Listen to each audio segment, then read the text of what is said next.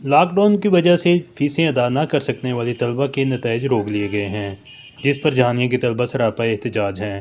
طلبہ یونین نے حفاظتی ہدایت پر عمل کرتے ہوئے منفرد احتجاج ریکارڈ کروایا ہے۔ جہانیہ اسٹوڈنٹ ایسوسی ایشن نے لاک ڈاؤن کی صورتحال میں حفاظتی ہدایت پر عمل کرتے ہوئے سوشل ڈسٹینس بھی اختیار کیا اور اپنے مطالبات کے حق میں احتجاج بھی کیا۔ عمران خان سے اور چیئرمین ایچ ای سی سے التجا ہے کہ یونیورسٹیز کے رزلٹ کا اجرا ہوا ہے مڈ ٹرم کا، اور ان تمام طلبہ کے رزلٹ روک لیے گئے ہیں جنہوں نے فیسیں نہیں پے کی تھی۔ لاک ڈاؤن کی صورتحال کی وجہ سے حکومت پاکستان نے پیکیج دیا، وہاں طلبہ کو نظر انداز کیا گیا۔ ہمارا مطالبہ یہ ہے کہ طلبہ کی فیسوں کی انسٹالمنٹ کی جائیں یا تمام غریب طلبہ کی فیسیں معاف کی جائیں تاکہ ہماری تعلیم کا حرج بھی نہ ہو سکے اور ہمارے رزلٹ مڈ ٹرم کا اجرا بھی کیا جائے۔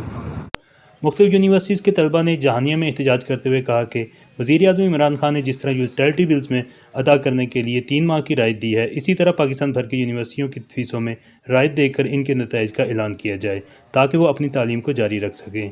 شان شیخ، ایکسپریس نیوز، جہانیہ۔